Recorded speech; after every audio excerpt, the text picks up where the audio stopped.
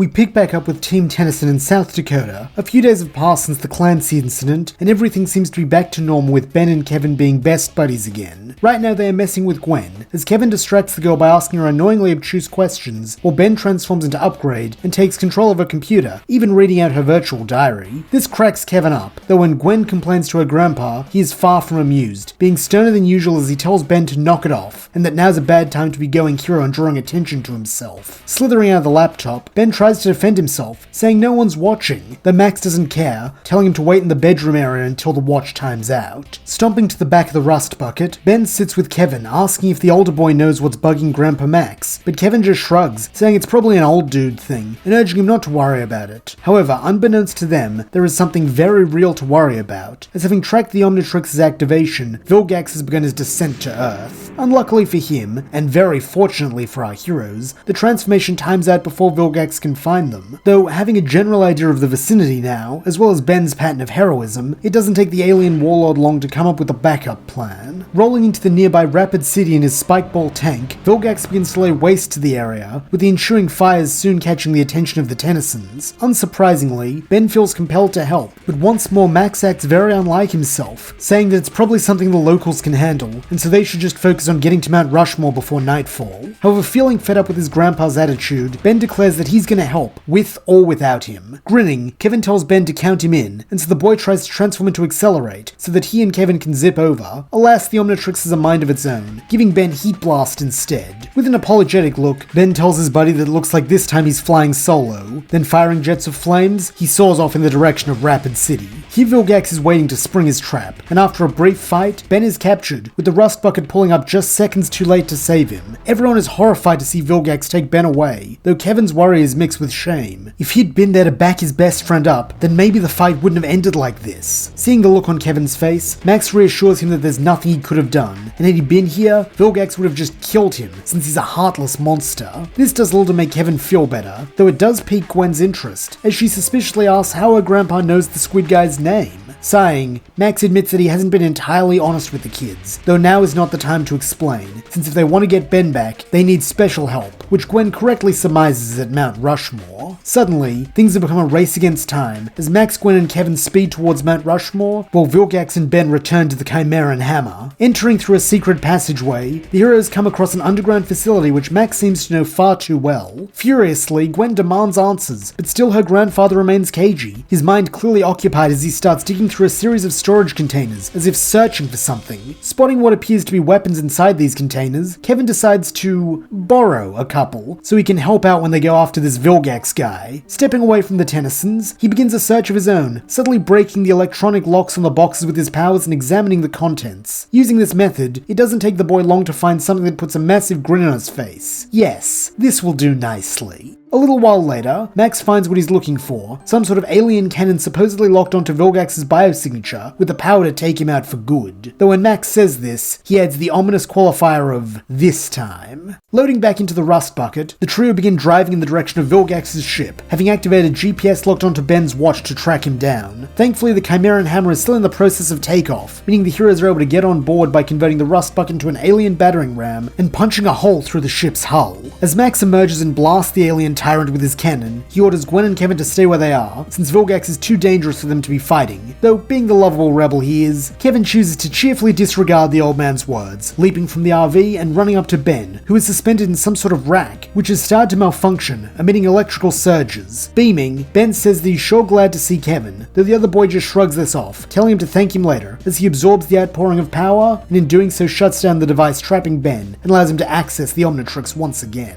Grinning that it's hero time, Ben slaps down on the dial, though to his surprise, he's not greeted by any of his usual 10 aliens, but instead by Vilgax, or rather, an unmodified version of Vilgax, courtesy of the Chimera sui generis DNA already housed in the Omnitrix, which had been added to the current playlist by Vilgax taking hold of the watch when he captured Ben. Now, before you start typing in the comments that this is ridiculous or too fanfiction-y, this idea was actually confirmed as a possibility by Duncan Rouleau, writer and producer on Ben 10, who said that the Omnitrix did possess Vilgax's DNA in the classic continuity, and that it was removed by the power surge which caused the Omnitrix to go haywire during the canon fight. Since Kevin acted as a conduit for the surge in this timeline, this is not an issue, with Ben now as Vilgax rushing the genuine article and shoulder charging him before he can extract his vengeance on Max for the sneak attack. The pair of Chimerans then begin a brutal fist fight. Though being a juvenile version of the species, as well as lacking Vilgax's cybernetic upgrades, Ben is unable to gain the upper hand, and this gap in power only grows when Vilgax activates his arm rods and delivers a two-handed hammer blow that leaves Ben reeling. Urgently, Max calls for the kids to retreat, telling Gwen and Kevin to take Ben and hide in the rust bucket while he finishes off Vilgax. However, Kevin has other ideas, telling the old timer to let him handle it, since he's in the mood for calamari.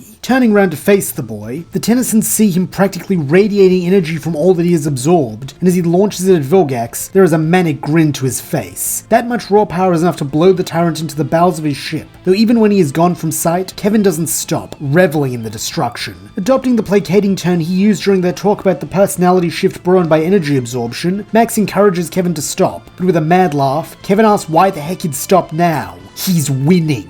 Unfortunately, this isn't the only thing the boy is doing, as all throughout the Chimeran hammer, a chain reaction of explosions are going off. Seeing this, Max drops the Carmact, yelling at everyone to get back in the RV as he leaps into the driver's seat and starts reversing. Even now, Kevin won't give up his dominant position, and so it falls to Ben to save his best friend, grabbing him in his strong tentacly arms and shielding him as they and the rust bucket are blown into the open by the exploding ship. Landing hard, it takes Ben and Kevin a moment to get back up, with Gwen and Grandpa Max rushing over to check if they're alright. Thankfully, Kevin is more than alright. He's back in his right mind, as he admits that he doesn't know what came over him back there. Placing a hand on his shoulder, Max says that this is that personality change that they've all been concerned about, with Kevin shaking his head groggily and promising to work on that. Smiling proudly, Max says that he thinks he might just know another application of Kevin's powers that doesn't affect his psyche. But before he can say more, something draws his and everyone else's attention. Just as Ben Vilgax was able to survive direct exposure to the explosion, so was the real Vilgax, and as he now emerges from the wreckage of his ship, there is a murderous glint to his already sinister eyes. Once more, Ben rises to challenge him, and though the fight is closer now that Vilgax is injured, he still cannot overpower the Chimeran warlord. Since the anti-Vilgax cannon was lost in the explosion,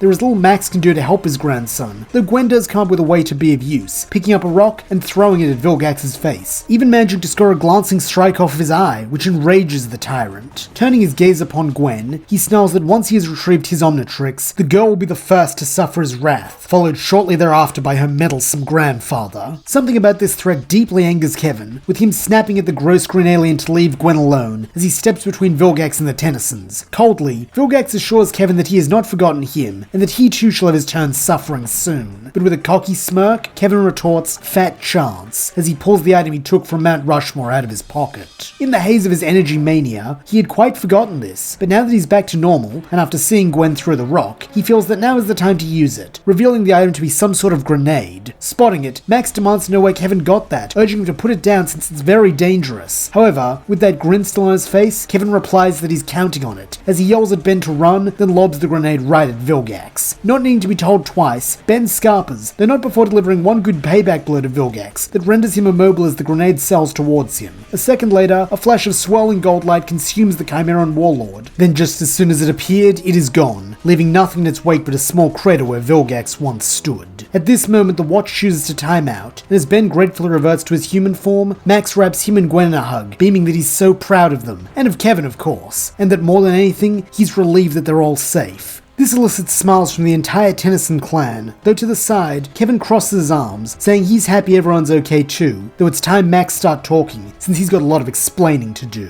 For the rest of the afternoon and into the night, Max attempts to explain everything he can to the kids about the plumbers and his history with them. This includes his partnership with Kevin's father Devon, and the fact that Kevin is half alien, as his father was an Osmosian. This greatly excites Kevin, with him and Ben both being eager to become plumbers just like their father and grandfather respectively, though Gwen for her part is far less interested interested, feeling betrayed that Grandpa Max would keep so much from her after always saying that she could tell him anything. Hoping to move past the matter, Max tells the kids to put it out of their mind, as his plumber days are long finished. Though when a convoy of emergency service vehicles alert them to trouble, Ben and Kevin show just how much they want to get in on the action, by rushing ahead to confront the danger head-on. From here the events of Truth play out much like in canon, with Phil still being interested in restarting plumber operations on Earth with Max and Ben, though this time he also finds an eager and willing recruit in Kevin. Though he doesn't personally remember the boy's father, having retired before Devin and Max became partners, Phil is far too smart to pass up a half-Osmosian, since in his eyes, the boy could be useful as a walking energy weapon, and so he begins to sweet-talk the young man, calling Kevin an inspiration by following in his father's heroic footsteps, and promising that together, the four of them will achieve great things. Max and Gwen, however, find this suspicious, with Max leaving first to check a hunch, and Gwen dragging the boys to investigate after Phil also leaves abruptly.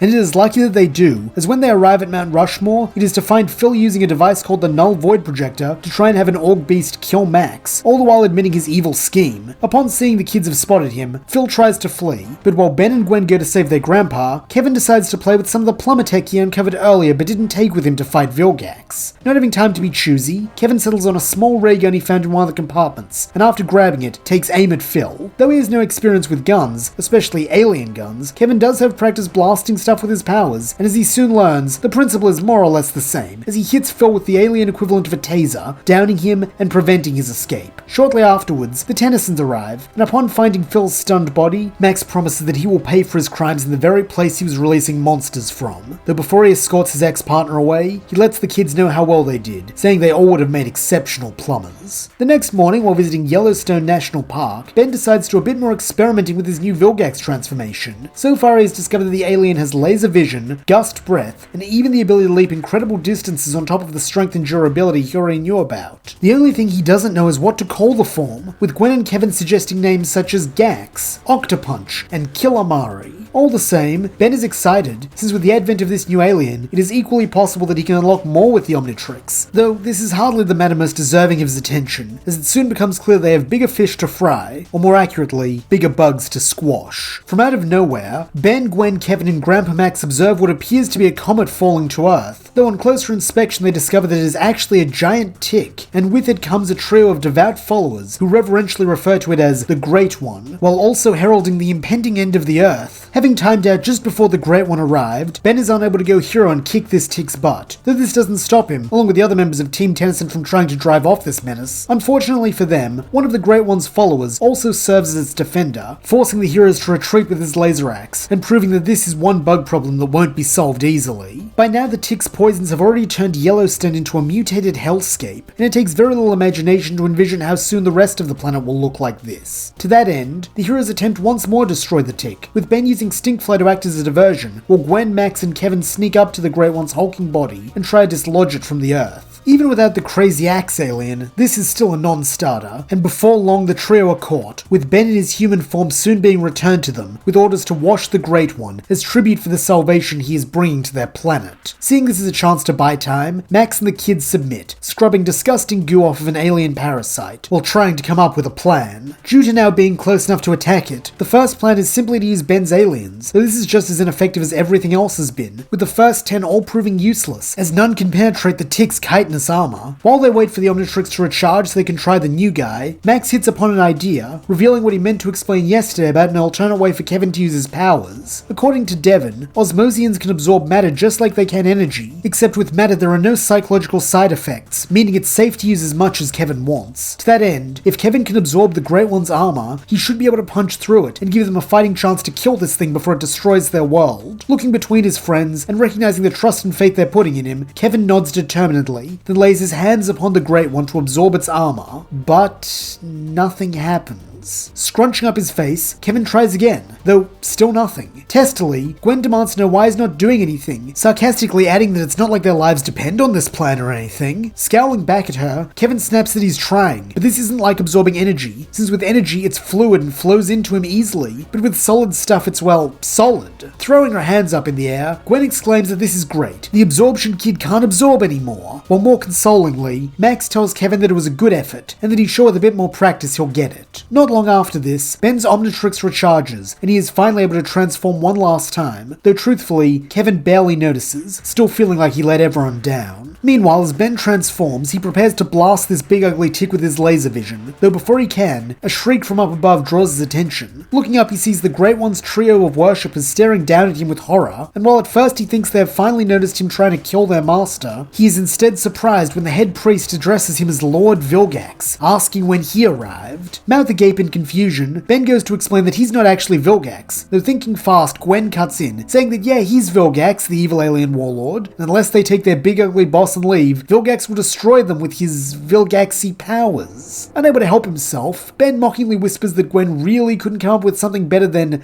Vilgaxy powers, but in a furious hiss, she tells him to do better, before speaking up once again and saying that Lord Vilgax was just telling her that he's growing very impatient. Playing along, Ben tries to look stern while tapping an imaginary watch, and thankfully this works, due in no small part to the fact that people who worship a giant parasite who destroyed their world don't tend to be the smartest of beings. Conferring amongst themselves, the Tick cultists discuss what to do from here, acknowledging that while the Great One will be displeased if its meal is interrupted, it is also their duty to keep their master safe, and from what they've heard, Vilgax might very well be strong enough to kill their god. To this end, the trio agree to meet the demands, proclaiming that they will retreat as not to anger Lord Vilgax, while also encouraging the Earthlings to repent, as they have just cost their world true salvation, as a part of the Great One's majestic digestive tract. They then depart, with Yellowstone rapidly returning to normal, and though the Tennysons rejoice in their victory, having just saved the world, Kevin remains despondent, still feeling as though he failed. Following this, the events of Framed and Gwen 10 are skipped entirely, with Kevin instead using this time to keep working on his matter absorption. Seeing how much this means to Kevin, Ben, Gwen and Max all try to help, but unfortunately, none of them are all that useful. Being an overthinker, Gwen overcomplicates things, by trying to get Kevin to read long academic works about the various substances he's trying to coat himself in, since she thinks that perhaps by understanding them better, the process will be easier. Meanwhile, Ben's trademark underthinking is just as unhelpful, with his advice boiling down to just do it, or trust your gut. This quickly aggravates Kevin, with him bellowing at the cousins to leave him alone so he can practice in peace. The only one who is anything resembling helpful is Max, though even he can't do much, as all he can offer is second-hand advice based on what he inferred from watching Devon.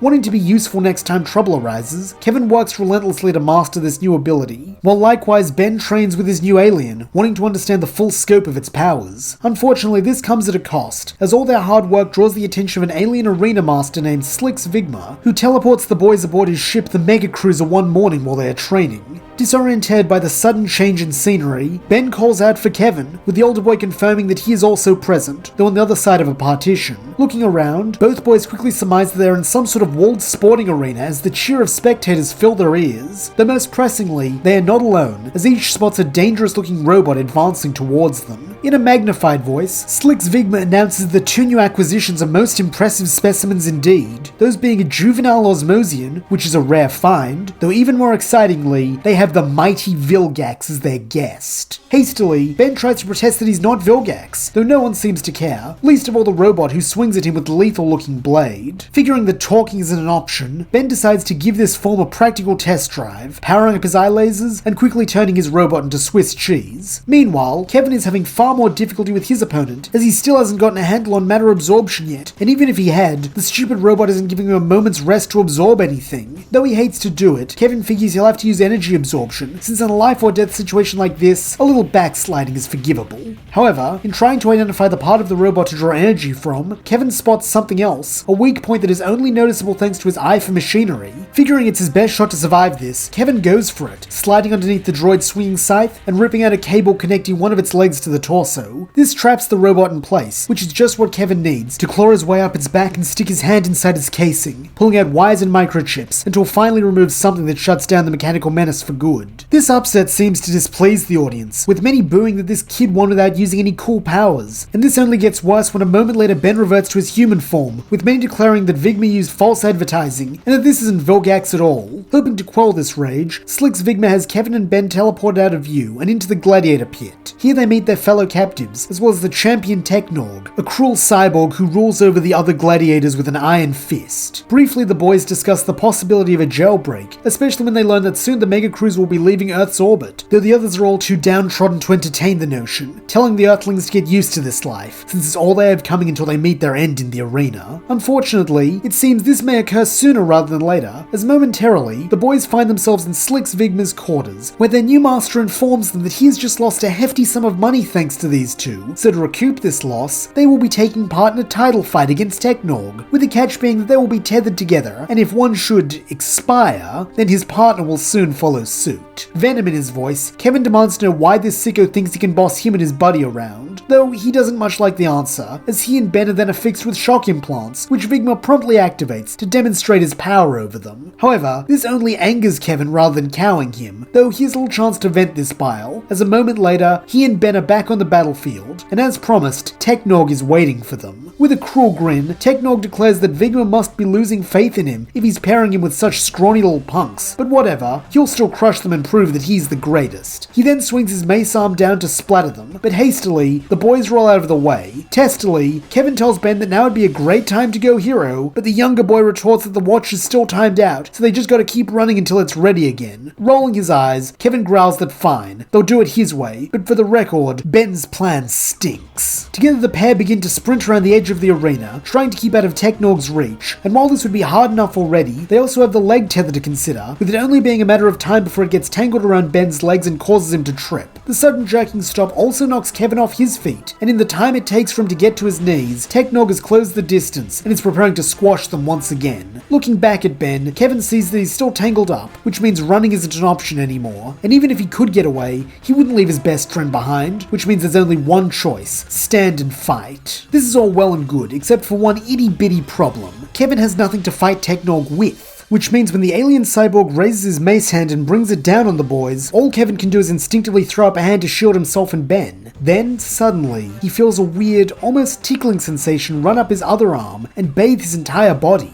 In his peripheral vision, Kevin can see his skin and clothes turning grey, though he only realizes what this means when Technog's mace hits his hand and barely hurts. He must have managed to absorb something. Looking down, he sees that his other hand is still touching the concrete floor of the arena, with that being what he must now be covered in: wicked.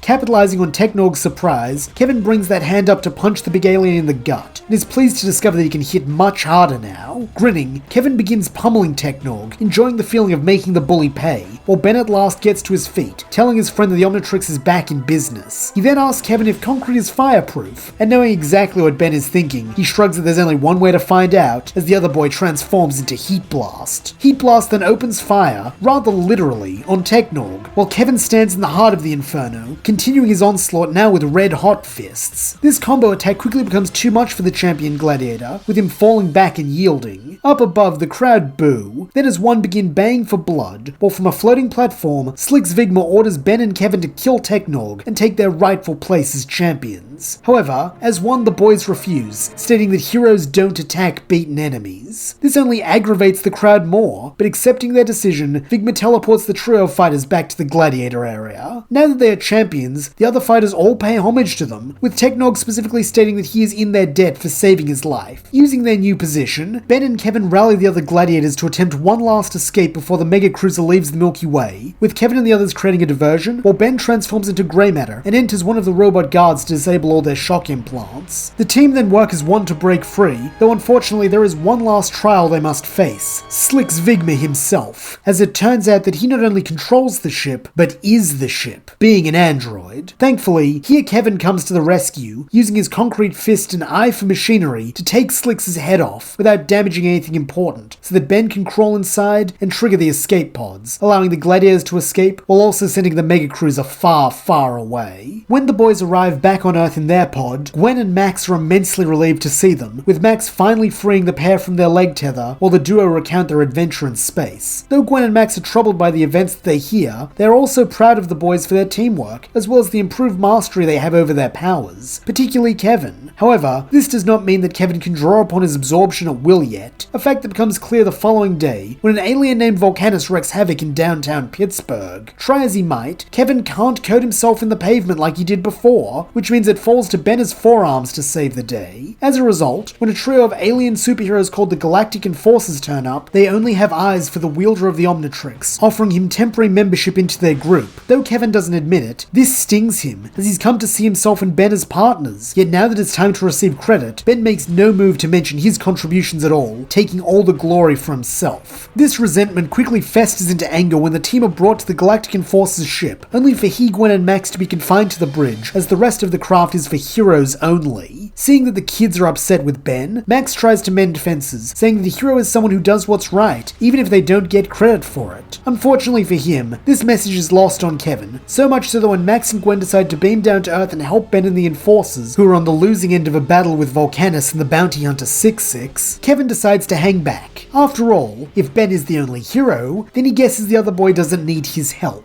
However, this attitude comes at a cost. As though the Tennysons do arrive in time, the bad guys still get away with what they were after. Back on the ship, Ben accosts Kevin, demanding to know why he didn't help, though when the older boy answers him, his demeanor shifts, and in a small voice, Ben apologizes, admitting that he let the glory of being a Galactic Enforcer go to his head. Patting him on the shoulder, Kevin replies that it's all good, and so it is that the full force of Team Tennyson returns to Earth for the final confrontation with 6-6 and Volcanus. As it turns out, the villain's plan is to mix together a highly volatile concoction which requires the heat of a steel mill to bind. To this end, while Ben as Diamond Head and the Enforcers confront the criminals head-on, Kevin and Gwen team up to mess with the formula, since if they can change the ratios, then the plan will be thwarted. Though it falls to Gwen to do the actual calculations and science, Kevin is able to watch her back and help activate the machines with just a tiny bit of energy. Together, they're able to get the job done, much to the anger of Volcanus, who goes berserk, beating Diamond Head to the point of almost shattering him. Realizing that it's up to them to save him, Kevin comes up with a plan, that being to dump the molten metal on Volcanus to slow him down. Though she thinks this is risky, Gwen agrees to go along with it, and so yells for Ben to watch out, as Kevin activates a control panel, upending the vat of liquid metal right onto Volcanus. Seeing this, Ultimos, the lead enforcer, uses freeze breath to rapidly cool the steel, trapping Volcanus, and causing 6-6 to flee when he sees that he's outnumbered. Calling this a win, the Galactic Enforcers all gather to celebrate, with Ultimos asking whose brilliant idea it was to mess with the formulas, then trap Volcanus like that, since that person deserves to be a Galactic Enforcer. Opening his mouth, Ben goes to credit Kevin, though being quicker, the ruffian replies that it was all Ben and Gwen really. He just did the monkey work. As he says this, he turns his back on the superheroes, heading back towards the rust bucket, though not before catching a proud wink from Grandpa Max. And that's where we'll leave things for now. Thank you so much for listening. I hope you enjoyed it, and if you did, please don't forget to like, subscribe, and leave your thoughts, suggestions, or screams of rage in the comments below.